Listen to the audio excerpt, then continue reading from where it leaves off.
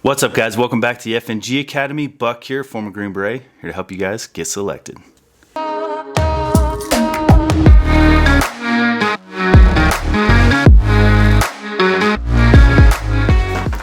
Alright guys, I hope you liked that last video from Buck Ross. He may be making another appearance here in the future. I don't know. Kind of a whimsical guy. He does whatever he wants. But what do you guys think about me asking him if he'll sign this sweet painting, and then we jump over to Instagram and auction this thing off for a charity? Even if it's 20 bucks. That's 20 bucks more than they had. Let's do it. All right, guys, in this episode, we're going to talk about CCTs, combat controllers, Air Force combat controllers. These guys are legit badasses. So there's different levels of CCT. There's TAC-Ps. Those guys are attached to regular Army forces. Then there's CCTs, combat controllers that get attached to us. In this video, I'm going to talk about my experience with combat controllers. There's also a tier 1 element. I think they're called 24 Squadron. Don't quote me on that. I'll have to look it up. But I know the tattoo artist that did my back, he's out in Bragg, and he is a 24 Squadron guy. And some of the pictures he's got up on his walls are like places we're not even supposed to be. So they do have a tier 1 element, which is pretty badass. That being said, is combat controller the best special operations job out there?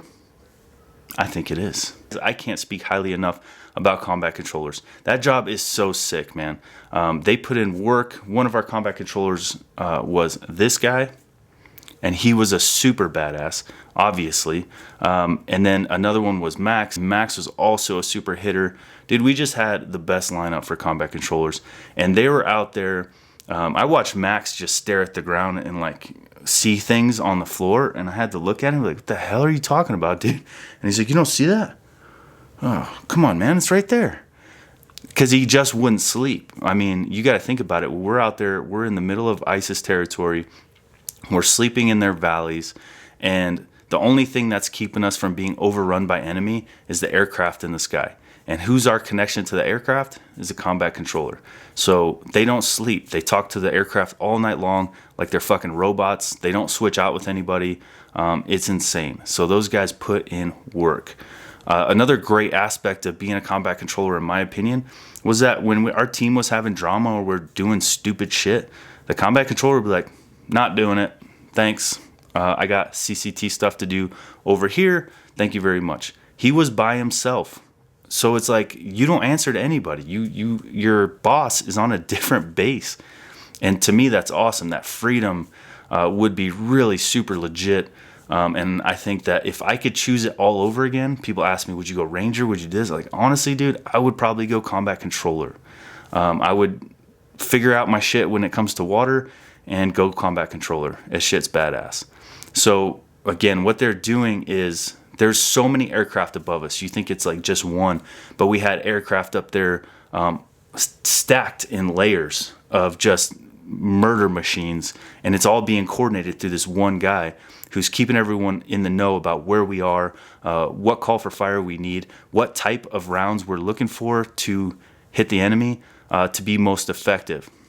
So there's a lot of times when our combat controllers were having to like kind of argue a little bit with the pilots, because they're like, hey, you guys are too close, and they're like, fucking send it, dude. Like, you have to send it or we're gonna get fucking lit up. So the way that they're able to communicate with the aircraft is so unbelievably professional, because they understand that the pilots are responsible for the rounds that they send, and it's hard to convince a guy that's not on the ground that you have to take more risk than they're willing to take a lot of times. So that's where the CCT comes in and uses the verbiage and the catchphrases that they want to hear to make them feel comfortable letting those bombs fly. And I'm telling you, the mornings after a CCT went ham, it was littered with bodies. I mean, let's just be honest. They would call out enemy fighters, and the ground would just be shaking, and then you're finding them the next morning mangled. So they saved our lives, man. I mean, it's such an important job, and it's so valuable. So that's kind of the intro to CCT. We could talk more. I could tell stories. They did so much cool shit. I had to pull my boy. He was just out in the middle of a gunfight, just calling in aircraft, and he's not taking cover, and we're getting shot at from multiple directions. And I had to yell at him like, bro, take cover. And he's like, and then he just goes back to, screamed at him a couple more times. Finally, he jumped in the back of the truck to take some cover, because all he cared about is fucking saving our asses and dropping those bombs. He can care less about himself, but that's what teammates are for. We look out for each other. So, all right, guys, I hope you like that little tidbit about combat controllers. Honestly, probably one of the best MOSs in special operations, bar none. So if you were to ask me what I'd want to do, I'd pick combat controller. All right, guys, make sure you jump over to the Instagram. Shirts are coming soon. Jump over to the Instagram because we're going to do the giveaway for the Crimson Trace optic here soon. And then we're going to sell Buck Ross's painting because I think that's going to sell probably for like close to $1 million because it's just so beautiful. Catch you guys next time.